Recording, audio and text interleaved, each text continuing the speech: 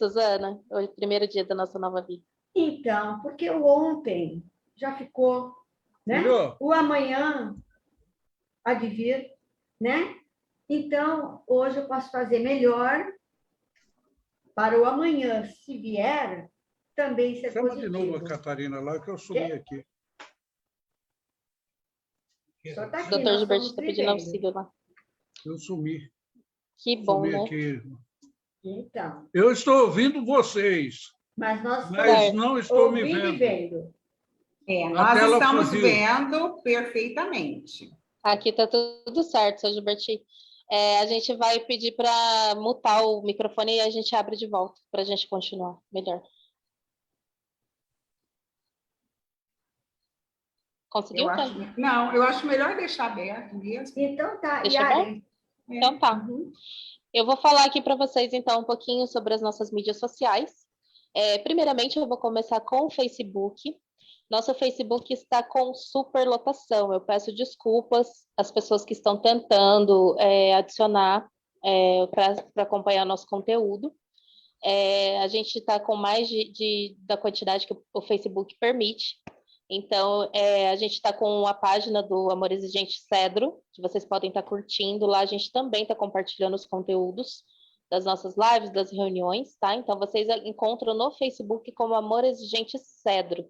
Então, se tentar falar com a gente ali no Face, por Messenger, a gente consegue receber, porém a gente não consegue mais aceitar amigos, tá bem? Então, lá a gente coloca para vocês todos os conteúdos, todos os dias, colocam algumas mensagens, algumas coisas bem positivas para que a gente possa estar começando o dia bem, bem bacana. No Instagram, Amor Exigente Cedro também, vocês encontram a gente, lá não tem limitação, então podem seguir à vontade, podem acompanhar nosso conteúdo, lembrando que vocês podem estar compartilhando também, para que vocês ajudem a gente a alcançar mais famílias.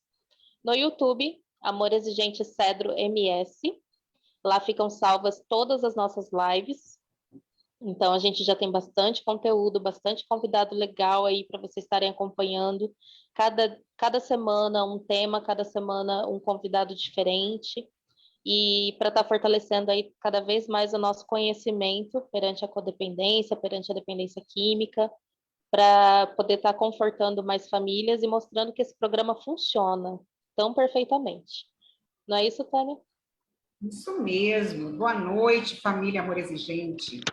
Começando mais uma live em setembro, estamos no Setembro Amarelo, não é coincidência estarmos todos os 4 vestidos de amarelo.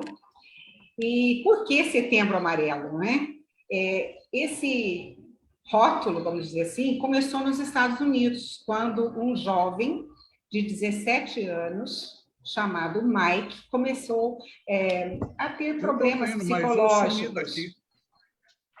E ele cometeu suicídio em 1994. Ele era um rapaz muito habilidoso, muito inteligente, e ele restaurou o automóvel dele, um Mustang amarelo, que ele mesmo pintou, um Mustang em 1968. Por conta disso, o carro ficou com o nome dele, né? Mustang Mike, então ficou conhecido. Só que os seus pais, os seus amigos não perceberam as dificuldades que ele estava vivendo e não puderam evitar a sua morte.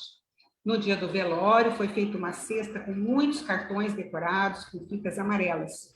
E dentro deles tinha uma mensagem: se você precisar, peça ajuda.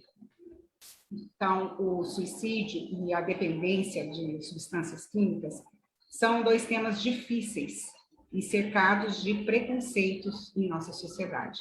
Mas nós precisamos falar sobre eles por um motivo bem claro: a proteção da vida. Entender qual é a relação entre suicídio e o uso de drogas e identificar quais são os sinais de risco em torno desta situação trágica pode fazer toda a diferença para desmistificar o tabu e abrir um caminho para a prevenção. E hoje nós temos aqui um especialista que vai nos esclarecer, nos orientar sobre muita coisa em cima desse tema. Não é, Suzana? Boa noite, família Amor Exigente. muito feliz de estar aqui para mais uma live com vocês e hoje recebendo o Dr. Gilberti Antônio de Souza.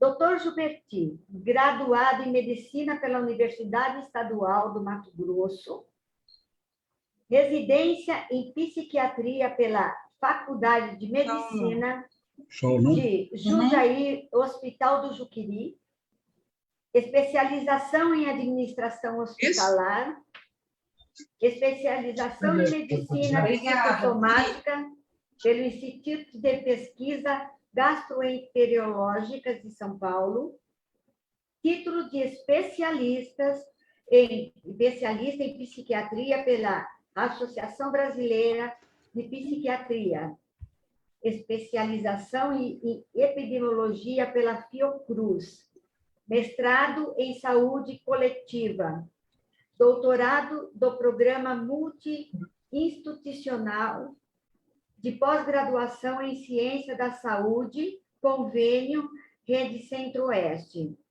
Atualmente, professor adjunto, preceptor de programa de residência médica em psiquiatria e chefe do serviço de psiquiatria do Hospital Universitário. Boa noite, doutor.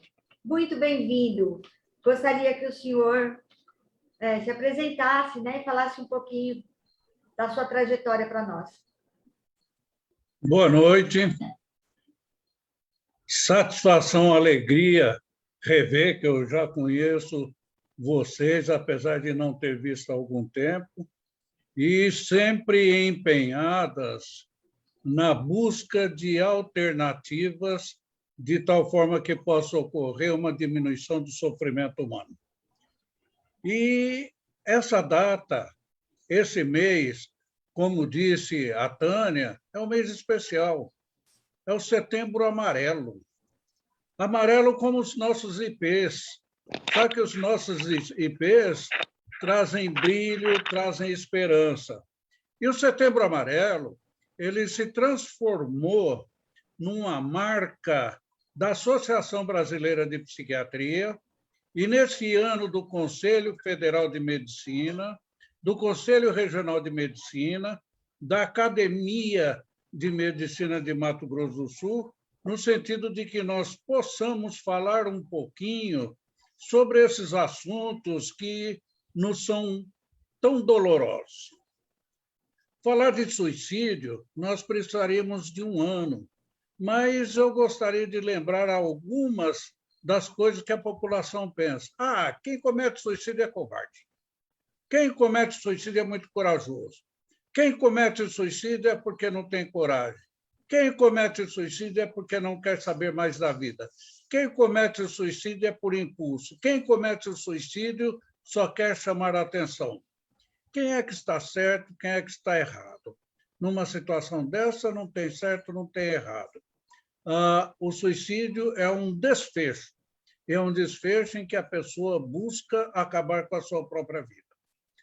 Mas, ao mesmo tempo, falar em algumas coisas como a nossa pandemia. A nossa pandemia, que de uma forma ruim, de uma forma má, já nos ceifou quase 600 mil mortes, sendo que a maior parte delas poderia ter sido evitada, sendo que a maior parte delas poderia ter sido não só evitadas, mas como prevenidas. E, logicamente, que a pandemia fez com que ocorresse um aumento da taxa de suicídios, como também um aumento da taxa de dependências químicas. Esses três aspectos estão interrelacionados. Quem é o mais importante? É o 1, 2, o 3, é o 3, o 2, o 1, é o 2, 3, 1. Todos eles são importantes e todos eles são funestos para a nossa população. O grande problema é que os três aspectos têm sido abordados de uma forma muito inadequada por nossas autoridades. Nós não temos tido políticas públicas adequadas e, com isso, cada vez que nós perdemos alguma pessoa querida, nós ficamos nos perguntando se não poderia ter sido evitado.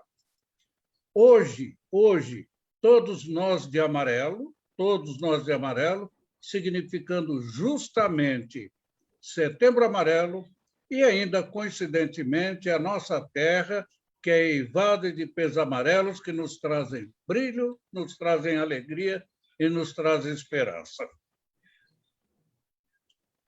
Doutor, é um assunto assim que eu levo para minha vida, que eu acredito que ele não precisa ter tabu para ser falado, né? Eu acho muito triste quando se vai falar do suicídio e as pessoas elas lidam com isso com muito receio. Eu acho, o senhor concorda que se a gente falasse um pouco mais sobre esse assunto, poderia causar menos danos nas pessoas? Eu tenho um amigo que eu me orgulho muito, chamado Paulinho da Viola.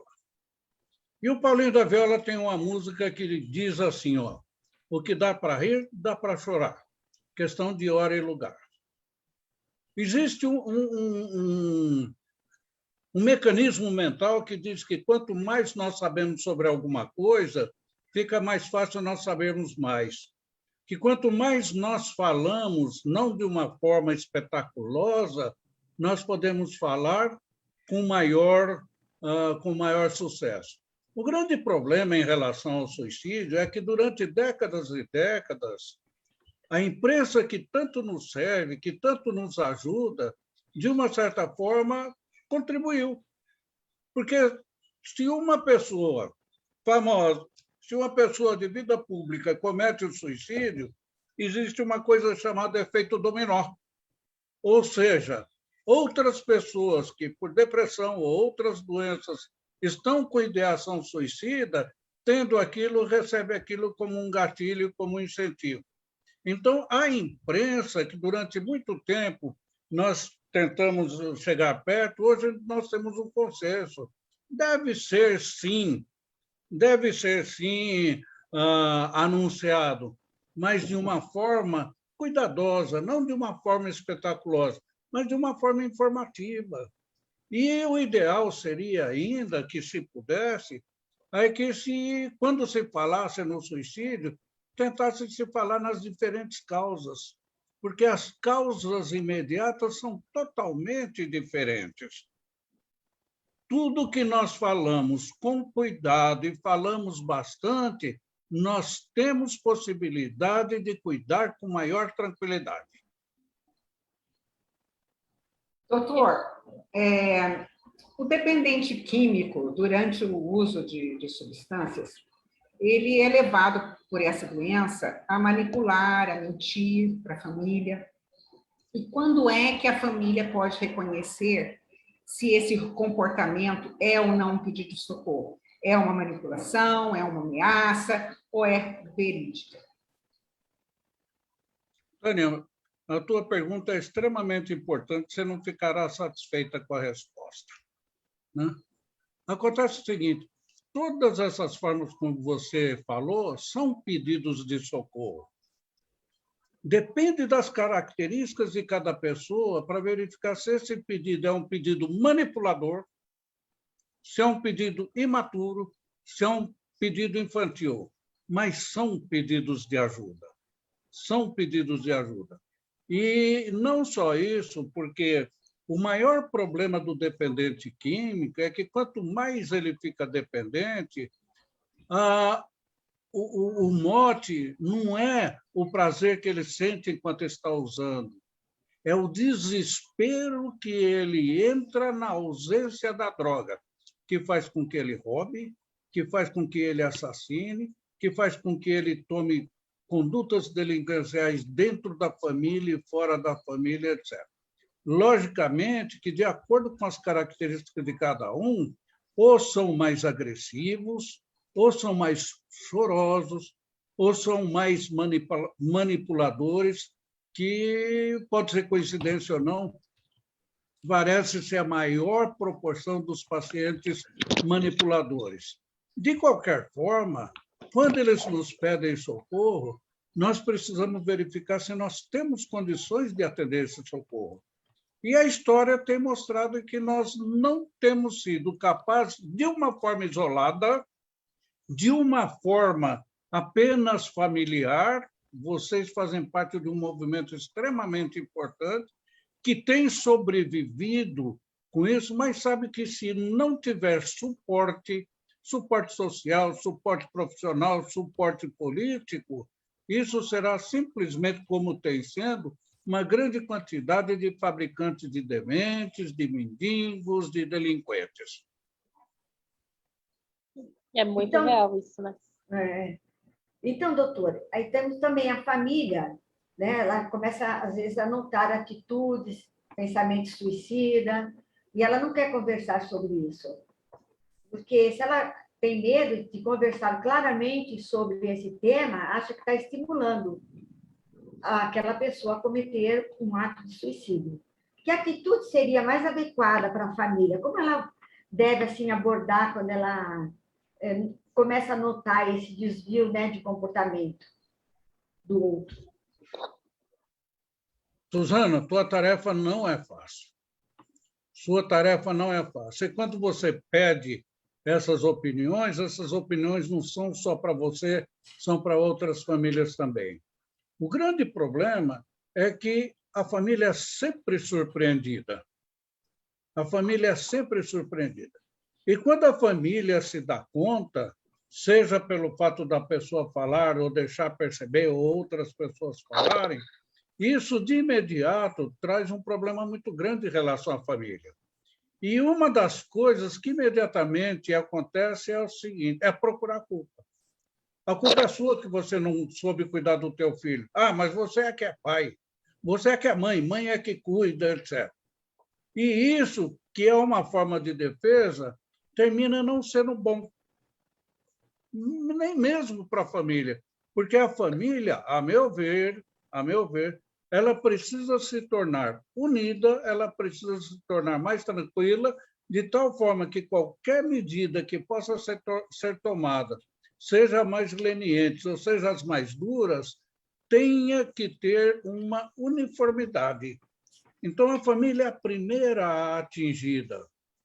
Ah, mas acontece que aí o garoto ou a garota, eles não conseguem se enquadrar no esquema familiar. Não conseguem se enquadrar no esquema familiar.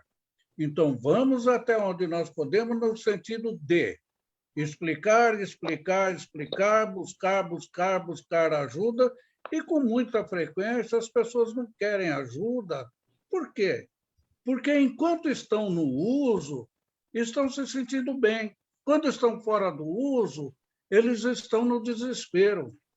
A família termina sendo a mais atingida, ainda porque, como tem a lucidez, aí começa a trabalhar com uma coisa muito ruim, que é o sentimento de culpa. E pior que o sentimento de culpa é o sentimento de impotência. É o querer fazer e não conseguir fazer. É o sentimento de impotência. Então, em primeiro lugar, a família é atingida.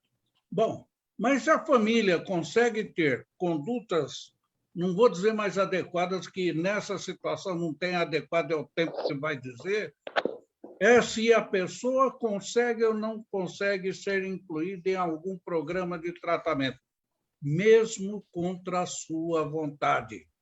Porque chega num determinado momento que a pessoa pode até estar entendendo o que está acontecendo, mas não tem noção das consequências, não tem noção da dimensão dos seus atos ou dos seus prejuízos, e aí não tem condições de decidir por ele mesmo.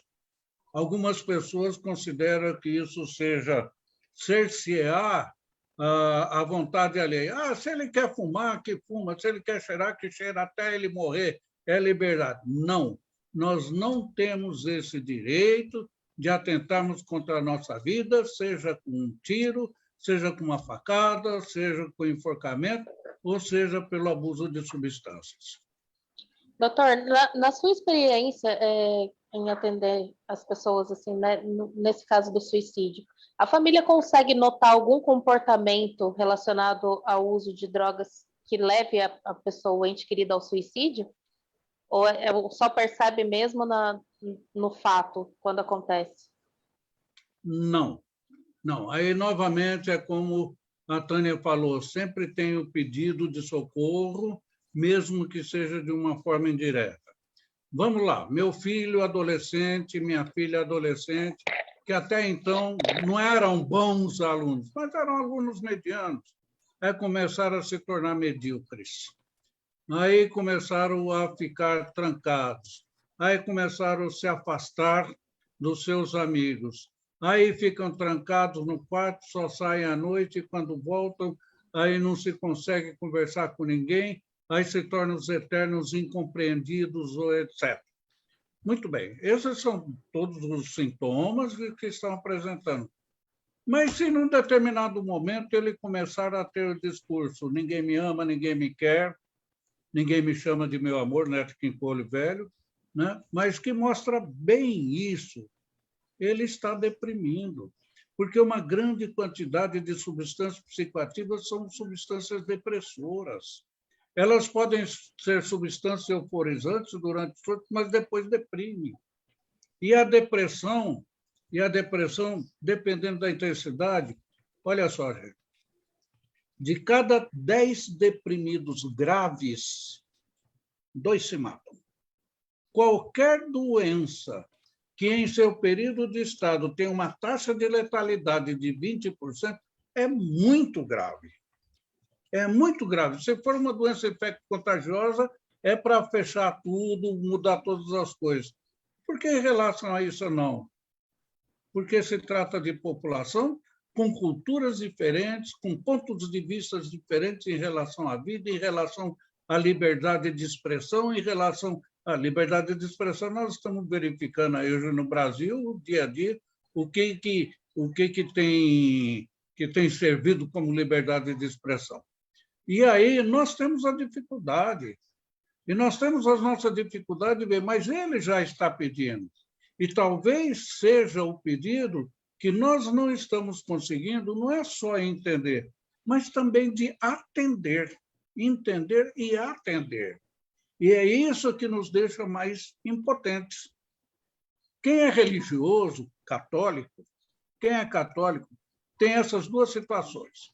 A situação de impotência é quando a pessoa chega numa situação e fala assim, ó, valei-me Nossa Senhora. Ou seja, mostrando a dificuldade. E o pior de tudo é quando nós chegamos numa situação que nós achamos que não tem jeito de nada, seja o que Deus quiser. É a desesperança. E grande parte dos dependentes químicos que cometem o suicídio estão nessa situação de desesperança. E sem ter condições de entender e aceitar por que chegou nesse ponto. Doutor, o senhor falou aí sobre drogas depressoras, né? Existe alguma droga específica que leva o usuário a uma maior tendência suicida? Ou esse problema também é associado a uma tendência genética ou hereditária, que pode ser acentuada pelo uso de qualquer substância psicoativa? Existe um ditado na medicina que diz que nada vem só, vem sempre em 3. Existiu um médico chamado Velpo, e quando ele chegava um paciente no consultório dele que precisava ser engessado, ele falava, fica esperando aí que já teu companheiro vem. Né? Ou seja, vem em 3. Olha só, nesse tipo de situação, um dos maiores motivos para a pessoa experimentar e continuar a droga é a depressão. Aí, a utilização das substâncias. Não tem nenhuma especificamente, tem algumas que incitam mais. E depois a pessoa começa a verificar ainda que não está conseguindo fazer mais coisa. E só quer ir atrás do prazer, ou afastar o desprazer. E aí, em seus momentos de lucidez, já percebe que perdeu toda a vida. Se ele tem uma tendência depressiva, porque hoje nós sabemos que a tendência ao suicídio é geneticamente determinada. Isso não significa que toda pessoa que pertence a uma família de suicidas também irá se suicidar. significa que tem maior possibilidade do que a população comum. Aí juntou 3 situações e que fazem com que ocorra o aparecimento. Uma outra coisa que tem aparecido também é que, hoje, médicos que trabalham em pronto-socorro sabem que paciente novo que chega, adulto novo que chega lá, com todos os sintomas de infarto agudo do miocárdio, até prova em contrário é cocaína ou pasta base. E que morrem. Será que isso não é um suicídio disfarçado? Antigamente, o pessoal chamava isso de parasuicídio. Então, nós verificamos que tem substâncias que incitam mais. Ainda, a cocaína, que uma grande quantidade de pessoas dizem que é uma droga recreativa, etc., tem um quadro chamado de psicose anfetamínica ou psicose cocainômana, ou seja, é a famosa noia. E se a pessoa está com a noia, está sendo perseguido, vê a polícia sai correndo, etc., se ele, no seu delírio, se ele, na sua percepção, verificar que não tem jeito, que está cercado, ele se mata. Não porque ele queira morrer, é porque, para ele, naquele momento, é a forma dele fugir da polícia e fugir do sofrimento. Aliás, essa é uma coisa que precisa ser desmitificada. Ninguém se suicida porque quer morrer. Ninguém se suicida porque quer morrer. Se suicida porque quer deixar de sofrer. Porque a vida está tão penosa, o sofrimento é tão grande, ou está tão confusa, que aí não vê outra possibilidade. Então, são suicidas impulsivos, são suicidas esquizofrênicos, são suicidas epiléticos, são suicidas depressivos, etc. Ninguém se mata porque quer morrer. Se mata porque quer deixar de sofrer. E normalmente a família, quando passa pela fase do suicídio, que a pessoa se recuperou, que vem se tratando, a família se culpa muito, né? Como que o senhor diria para a gente o que a gente pode fazer para lidar com essa situação como familiar? Como familiar, tem algumas coisas que não dá para serem feitas. Primeiro, se a pessoa aceita, vai para o tratamento. Vai para o tratamento, mesmo que seja um tratamento involuntário. Porque, olha só, todos os psiquiatras com regular experiência sabem que quando a pessoa está deprimida e com ideação suicida, quando começa a fazer o tratamento, depois de 8, 10, 14 dias, ocorre um aumento do risco. Por isso que precisa estar internado. Porque quando a pessoa está tão deprimida que não consegue se matar, o pensamento, a decisão está presente, mas não tem a força corporal. Quando começa a fazer o tratamento, aí a melhora é de fora para dentro. Começa a ficar mais desperto, começa a ficar mais desenvolto, mas o pensamento continua presente. É por isso, então, que é orientação a pessoa com ideação suicida seja internada para fazer o tratamento pelo menos por 3 semanas, 1 mês. Porque no 10º dia, 14º, 16º dia, ele em tratamento adequado aumenta o risco.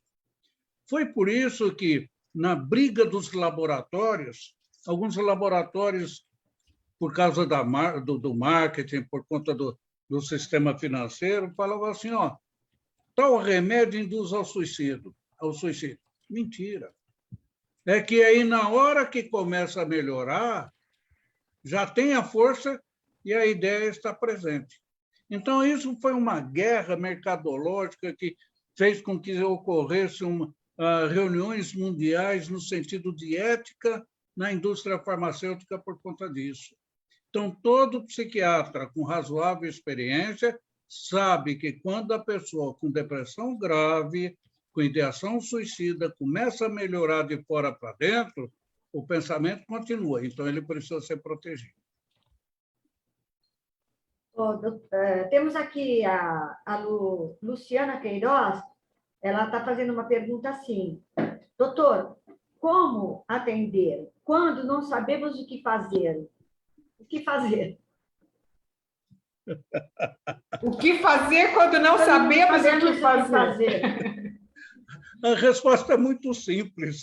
Se ela não for uma eremita, se ela não estiver habitando uma ilha deserta, é procurar alguém, porque sempre tem alguém próximo que pode nos auxiliar, nos orientar. Às vezes as orientações são meio escabrosas. Não, ele quer se matar, deixa ele se matar. Essa vida está uma M mesmo, né? Mas sempre tem, gente, é só procurar. E não precisa procurar longe, não. Ao redor de nós. O elemento humano, em princípio, é um elemento bom. E ele passa a ter condutas inadequadas quando ele não compreende, quando ele não entende. Agora, quando não tem o que fazer, eu me recuso a pensar assim, porque sempre eu acho que tem que fazer. Mesmo que seja sentar e chorar. Porque o chorar, como dizem os caipiras, alivia a alma. Se não chora, aperta o coração, abafa. E quando eu choro e melhoro, minha ideia fica mais clara. Agora, por outro lado, apesar de eu querer, apesar de vocês talvez quererem, nós não somos deuses. Mas isso não serve de consolo. Cada vez que eu perco um paciente por suicídio, eu deixo de trabalhar 2, 3 dias. Aí eu sento, eu vou nas minhas anotações, eu vejo, recordo, relembro as últimas consultas, tudo. Por quê? Porque para nós, psiquiatras, a perda de um paciente por suicídio significa que, num determinado momento, nós não tivemos condições suficientes de barrar o processo.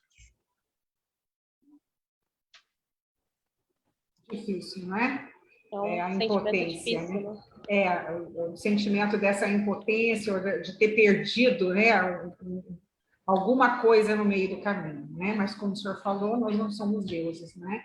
E isso tem que nos consolar. E a família sempre tem alguém para ajudar, né? Uma das coisas é procurar um grupo de amor exigente, por exemplo, né, doutor? Não é, Suzana? Nós temos alguns comentários aqui. Então, eu queria te interromper, Tânia, nisso, é importante isso. Até algumas décadas atrás, o paciente se matou. Aí as pessoas abandonavam os familiares. Hoje não, hoje é obrigação nossa acompanhar os familiares. Doutora Alexandrina Meleiro, de São Paulo, que é a maior autoridade em suicídio no Brasil, ela criou, algum tempo atrás, teve um suicídio na família, lá atrás da família. Ofereça tratamento para a família. Porque, com muita frequência, vem o sentimento de culpa, vem o remorso. E, muito frequentemente, não tem por que ter remorso. Não tem que ter sentimento de culpa. Porque sentimento de culpa e remorso você deve ter se você, de uma forma deliberada, proposital, você fez mal a alguém. Mas as pessoas que ficam sofrem. E pode ser que desenvolva ideação suicida em outros. Então, hoje, acabou o suicídio, vamos atrás da família. Desculpa, Tânia. Não, é muito importante, porque nós recebemos sempre muitos pedidos de ajuda, não é? E há um tempo atrás eu recebi um pedido de ajuda de uma pessoa que tinha uma mãe que tinha perdido um filho.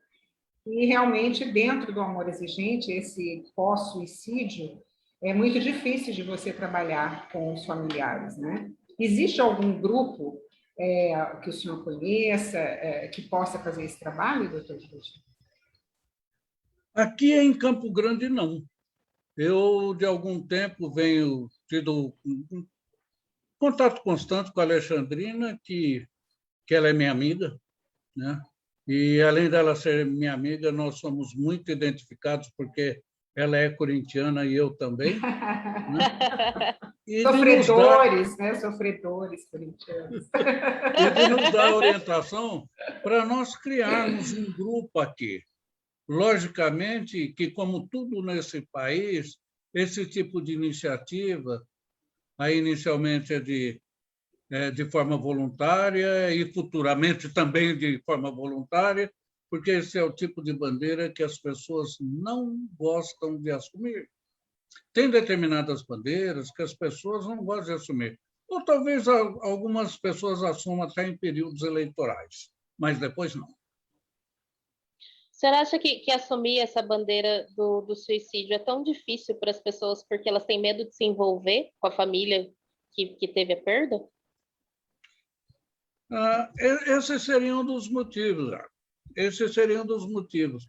Outro dos motivos é que nós também somos movidos a sucesso.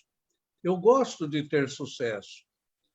E aí eu me lembro quando eu me tornei psiquiatra, um grande industrial aí, que a filha dele era minha amiga, falava assim: Gilberti, eu não entendo você é bem formado, não sei o que lá, não sei o que lá. Você vai trabalhar fazendo buraco na água? Depois de 20 anos, ele morreu ano passado, me conta qual foi o teu sucesso. Então, olha só, nós também gostamos de ter sucesso. E alguns de nós percebemos que nós temos dificuldade de enfrentar determinadas dificuldades. Se eu tenho essa tendência e eu não consigo encará-la, eu vou fugir disso, né? É como se eu fugisse, eu abandonasse o problema. Não, o problema continua dentro de nós. Se eu for para a China, irá junto comigo. Se eu for para Maracaju, irá junto comigo.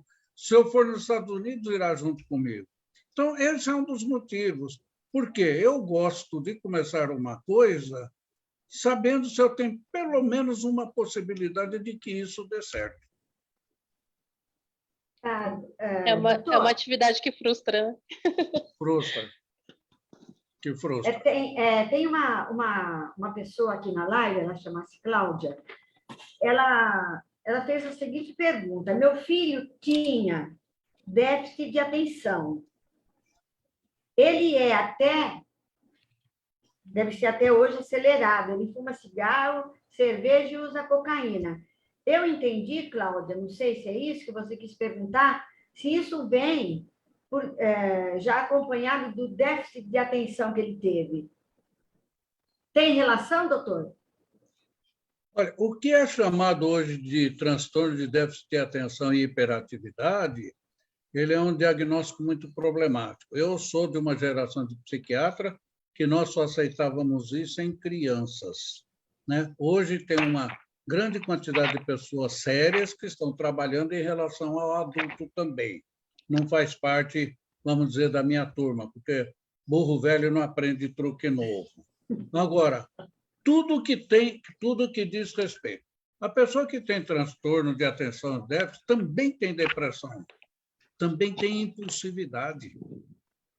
E as pessoas com impulsividade, a impulsividade é aquela: eu não paro para pensar, para planejar. Você, Suzana, você deve estar pensando, eu vou xingar esse cara, só está falando besteira. Mas aí você fala assim: mas por que eu vou xingar o Gilberti nesse momento? Ele está em público, é capaz da Tânia querer defendê-lo. Não, eu vou xingá-lo quando eu estiver sozinho. Então, todo esse mecanismo mental que você fez, o impulsivo não faz. Passou, ele faz. Então, toda pessoa impulsiva é capaz de condutas suicidas, às vezes, diabo, isso é muito ruim, às vezes com êxito, justamente por conta da impulsividade. Então, hoje tem um pessoal muito sério trabalhando com isso. O que nós sabemos é que pessoas ditas com TDAH têm maior propensão à dependência química, têm maior propensão à delinquência. Porque faz as coisas tão rápido que não percebe se é adequado, se não é adequado, se está prejudicando alguém ou não. Então, vamos dizer que são pessoas que são infelizes até porque uma grande quantidade dos seus atos não foram determinados por sua livre, espontânea e projetada vontade, foram impulsivas. O senhor fala da impulsividade, né, no suicida, mas existem também os suicidas que planejam passo a passo a hora, o lugar, e às vezes as pessoas que convivem com ele não têm condições de avaliar que ele está pensando ou passando por aquilo. Tem, doutor? Tem, só que são sinais sutis. São sinais sutis. Eu posso me lembrar de duas situações. Uma pessoa, ele era repórter de campo, era famoso, etc. E ele começou a planejar, porque ele era muito deprimido, muito deprimido. Na Copa do Mundo na África do Sul, ele ficou tão deprimido que aí ele não conseguia comentar os jogos, telefonou para a psiquiatra dele aqui, a psiquiatra deu orientação, né? E ele melhorou e veio. Mas aí, isso, que ele era famoso, ele ficou remoendo aquilo. E não é que ele enganou, ele disfarçou, ele dissimulou a sintomatologia frente à psiquiatra dele. E aí a psiquiatra dele começou a desconfiar, porque a mulher dele falava assim, fulano de tal refez o testamento. Ele era bem de vida, né? Refez o testamento. Fulano de tal, ele está procurando se aproximar das pessoas do rádio, da televisão mais antigas. Fulano de tal, ou seja, ele estava se despedindo.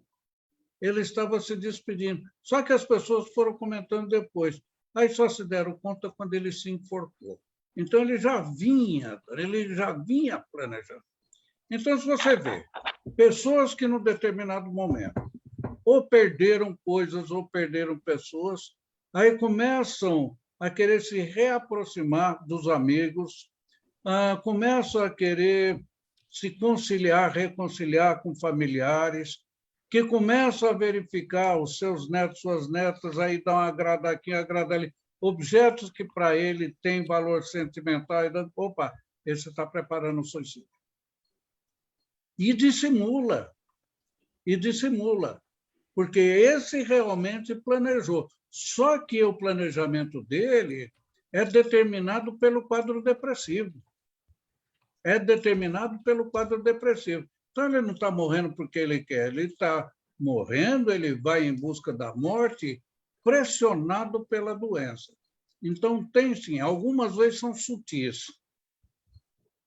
Doutor, essas tendências suicidas, elas chegam a se agravar mais com o uso das drogas ou não tem essa equiparação, assim? O suicida, ele não tem um nível, vamos supor. Não tem números. Mas quem é profissional e trabalha na área sabe que tem uma associação muito grande. Tem uma associação muito grande com dependência química, com depressão, com situações de desespero, com infecções, com perdas, né? Tem associação, sim. O que nós não temos é condições de falar 30% por conta disso. No Canadá tem esses estudos, mas e na Islândia, Finlândia, porque lá a pessoa já nasce, já vai para o cartório e tudo o que acontece na vida dele são registrados. Tem, sim. O que nós não temos, Karen, é como mensurar isso. E quando a família começa o tratamento, dependente de quem começa o tratamento, o profissional que está atendendo consegue mensurar isso ou também não? Não. Consegue desconfiar, porque, como eu disse, quando tem, não é só a depressão, mas tem a depressão associada à dependência química, inclusive o álcool, é que alguns fatores terminam passando despercebidos, né? Então, você, num determinado momento, seja pela ação do álcool, quando a pessoa está meio embriagada, meio sóbria, né? Quando a pessoa fez uma viagem, depois sai da viagem, algumas das coisas que eles falam parece não ter nexo, mas para eles tem nexo naquele momento. Então, nem sempre é possível de se detectar, mesmo por nós. Doutor, eu queria, assim, uma situação, assim, queria falar que eu lembrei disso. Então, uns anos atrás, eu conheci uma moça, ela era minha amiga, ela tinha 3 filhos, e o marido dela se suicidou. Eu gostaria que falasse mais alto. Eu sou velho e estou meio surdo. Doutor, agora melhorou? Melhorou. Melhorou? Então, há uns anos atrás, eu tinha uma amiga, né? Tenho uma amiga, né? Que ela era nova, né? 3 crianças, e um dia o marido dela se suicidou. Bem, e aí todo mundo, assim, a gente fica muito querendo ajudar, né? De uma maneira, de outra. E ela falou uma coisa tão interessante, porque todo mundo se preocupou, porque a gente também tem que ajudar aquele que ficou, certo? Que nem a família que está, né? Perdeu, assim, a vontade de viver, etc. Ela falou, todo mundo chega para mim e fala assim, será que está precisando, assim, de comida? Só de coisas, assim, materiais, ela falou. E nunca veio, assim, alguém para me dar o ombro. Sabe? Isso me marcou muito, né? Porque até tem uma pessoa que está assistindo a live aí, ela vai lembrar disso, que é uma amiga minha, né? Que ela participou dessa conversa também. E isso me marcou muito. Então, a gente também tem que ter bastante sensibilidade de aproximar do outro que está sofrendo. Suzana, algumas pessoas têm uma sensibilidade maior e outras têm um medo maior. Então, se eu me aproximar de você e ver você, eu vou tentar te abraçar. Porque eu sou afetivo. Mas tem pessoas que não, já vão fazer assim. É como se colasse uma coisa na outra. E, por outro lado, as pessoas que se aproximam de um familiar que perdeu alguém por suicídio não sabem como chegar. Tem dúvida como chegar, não sabe o que vai falar. E isso por todo mundo, inclusive comigo. Inclusive comigo, eu posso falar, mas se é alguém que eu conheço, eu falo, sou solidário. Abraço, né? Abraço, sou solidário, porque não tenho o que falar naquele momento. O que você falar naquele momento não reconforta. Mas se você abraça, a pessoa sente pele com pele, sente o apertão, sente o rosto com o rosto. Isso é uma linguagem que todo mundo percebe. Tanto as crianças percebem isso na mãe, no ambiente, quando pega. Nós perdemos isso quando adultos, mas estão presentes. Nós perdemos o hábito. E numa situação dessa, não tem nada melhor, não tem nada que substitua um abraço. Aí, se quer falar alguma coisa, fala no ouvido, estou contigo. Sim. Essas coisas que, com o andar da carruagem, né, com os anos, assim, que a gente vai aprendendo. Que é assim mesmo, o abraço diz tudo, não precisa falar nada. E quando um amigo conversa com a gente, ela só quer conversar e colocar algum problema, falar, ela não está pedindo a sua opinião, ela não quer ouvir aquilo, ela quer alguém que escute. Isso. Vocês têm filhos, não tem? Vocês têm filhos, né? Nós temos só a Yaren, que é a caçulinha, ainda não... Tá bom. Então, manda ela pegar uma barriga aí e vai ver. Todo mundo vai chegar, passar a mão na barriga dela e falar assim, toma cuidado, porque aconteceu isso de ruim. Olha, toma cuidado. Ninguém fala uma coisa boa alisando tua barriga. Isso que eu ia comentar agora, né, doutor? Porque às vezes a família ouve tanta coisa negativa que quando vai receber um abraço afetivo, que vai falar, tô contigo, ela já exatamente, afasta, né? Porque não é o habitual. Se chegasse assim, putz, que legal, vai correr tudo bem, você vai ver quantos filhos tem na tua barriga. Mentira, tem 3, tem o seu, tem da sua mãe, tem do seu marido, etc. Mas vai ser legal. Ninguém fala isso. Só fala das desgraças. E aí, o que acontece? Então, em situações assim, as pessoas ficam com receio de chegar. As pessoas, no mundo de hoje, ficam com receio de se mostrarem afetivos. E fora que, se for bonito igual vocês, a pessoa vai falar assim, está assediando. Né? Eu sou uma pessoa que adora abraços, adora carinho. A pandemia ela veio para me me mostrar que a gente consegue ser afetivo mesmo sem estar tocando as pessoas, né? E eu tive um processo dentro da minha espiritualidade que me mostrou como chegar às pessoas sem ser invasiva, né? E oferecer o meu apoio e carinho sem que a pessoa ache que eu estou julgando ela, porque a pessoa que às vezes ouviu tanto esse blá blá blá, né? Igual você falou da gravidez, mas a eclâmpsia acontece não sei quando, e cuidado, vai ganhar peso, vai isso, vai aquilo, né? E às vezes a pessoa só está querendo ouvir isso mesmo. Nossa, como você está linda, muita saúde para sua gestação, ou alguma coisa assim, né? E eu acredito que essa questão do suicídio, ela também, às vezes, uma palavrinha que você fala, que você passa o afeto para a pessoa, ela desiste, né? Ela procura ajuda, ela pede socorro. Eu já tive casos de amigos se suicidarem e, infelizmente, a gente não prestar atenção nos pequenos sinais, né? E hoje eu dou atenção para qualquer sinal de qualquer pessoa que esteja perto de mim.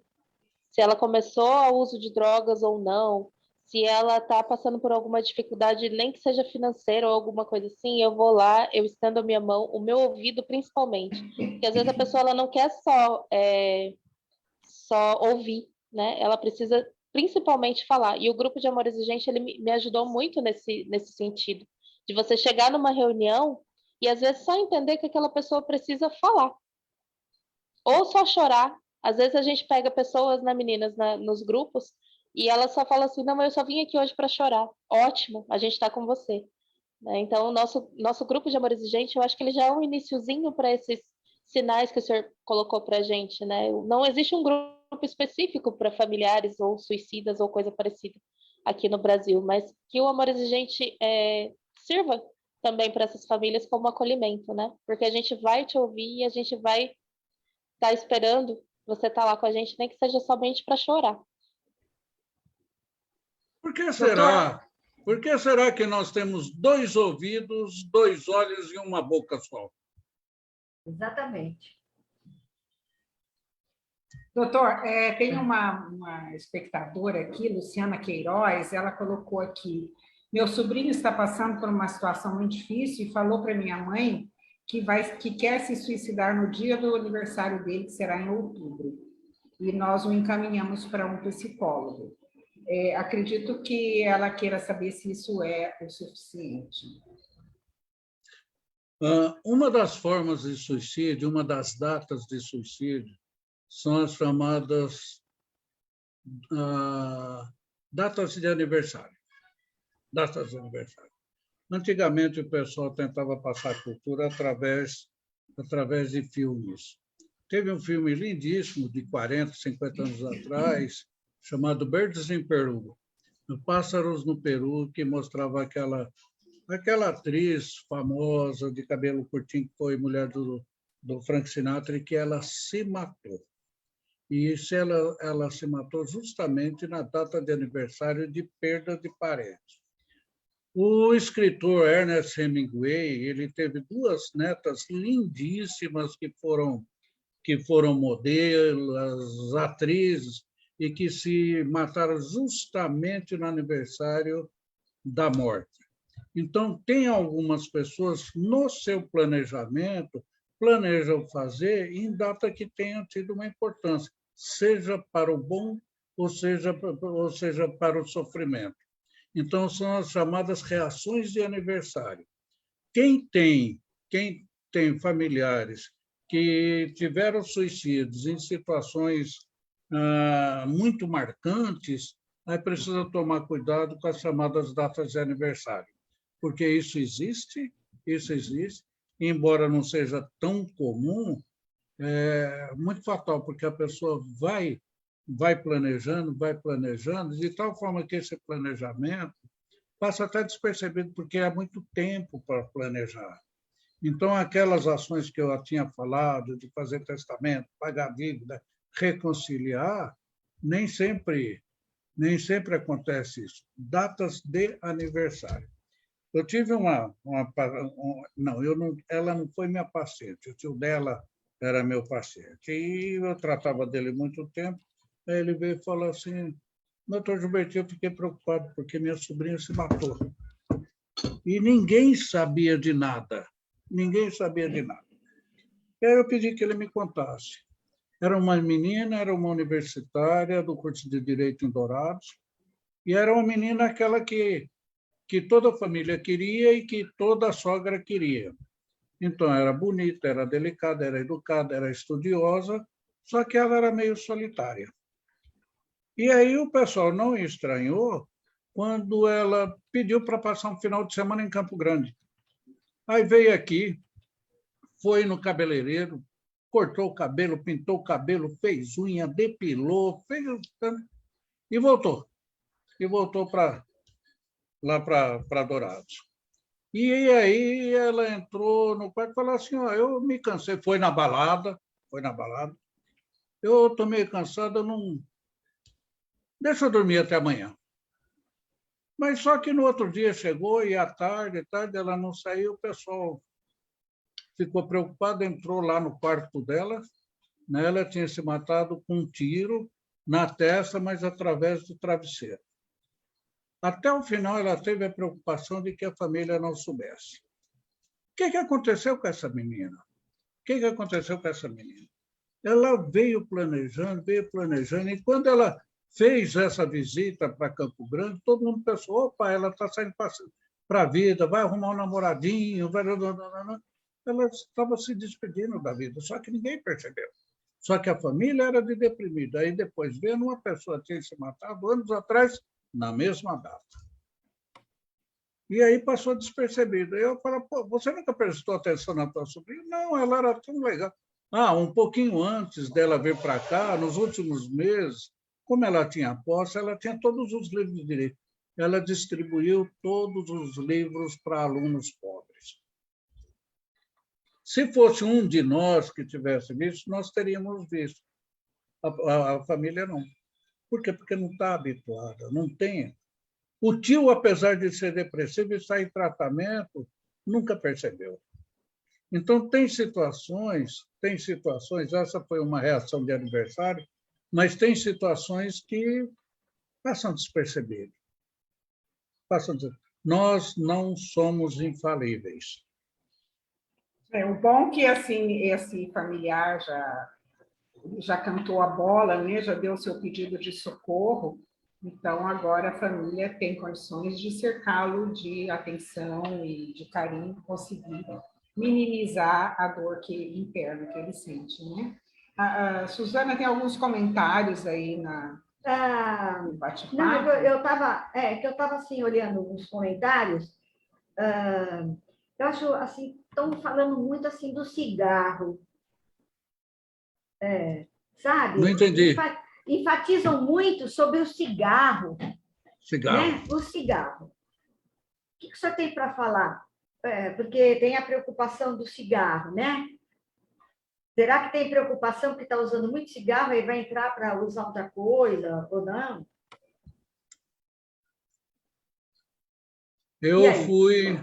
Eu fui fumante 30 anos, 3 maços por dia.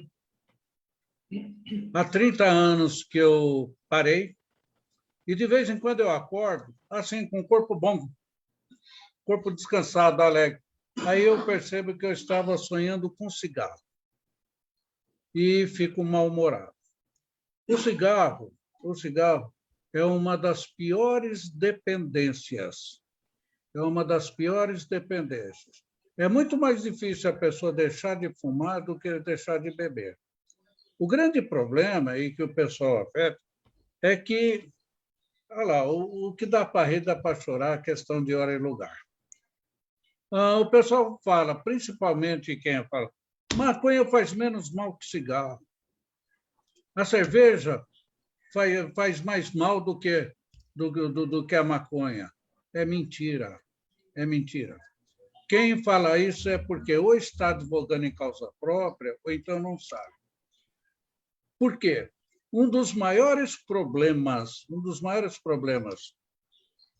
da maconha é que, à medida que o tempo vai passando, vai alterando a memória, a capacidade de raciocínio e o senso crítico. Como também as outras drogas. Então, ocorre uma alteração cerebral. O cigarro, embora a sua dependência seja pesada, ele é democrático. Ele altera pulmão e coração de todo mundo, inclusive quem está próximo, mas não afeta o cérebro. Então, quando o pessoal compara o cigarro, a maconha ou a cerveja, é porque não sabe ou por estar advogando em causa própria. É ruim. Quem tem doença pulmonar obstrutiva crônica, quem tem edema pulmonar por conta do cigarro, sabe o quanto é o sofrimento. O quanto vai ocorrendo a restrição da capacidade respiratória, o quanto vai ocorrendo a alteração na musculatura cardíaca. A única coisa é que não tem o efeito, não é restritiva cerebral. Não é restritivo. Isso não significa que não seja ruim, é ruim. A quantidade de mortes que você tem por câncer pulmonar, por edema agudo pulmonar, por doença obstrutiva crônica, é muito grande. Então, falar que é uma droga que é liberada, não. É liberada por conta da economia, contra o álcool, etc. Mas é uma droga nociva. Só que cada droga tem uma nocividade um pouco diferente. É isso que as pessoas têm dificuldade de entender, porque acham que é tudo igual. Antigamente, agora vocês podem chamar a polícia, no tempo que não tinha o politicamente incorreto, a gente dizia que igual era caminhão de japonês, né? Com óculos ou sem óculos. Hoje eu não posso falar. Não posso mais falar isso e peço desculpa a todos os meus amigos nipodescendentes, né? Mas como todo mundo também fala, que todo mundo fala que crioulo tem essa cor por causa da barata. Eu não me incomodo com isso. Mas, para vocês terem uma ideia, que cada uma das substâncias tem determinadas especificidades. E eu não posso generalizar e tomar uma medida que seja para todo mundo, a não ser que fossem medidas por conta de políticas públicas de saúde, por conta da preocupação na valorização do elemento humano, na valorização do seu cidadão, no reconhecimento da sua existência. Isso sim poderia ajudar e ajudar bastante. Doutor, nós chegamos no final da nossa hora da live e eu queria que o senhor deixasse uma mensagem para as famílias, para a gente poder encerrar hoje.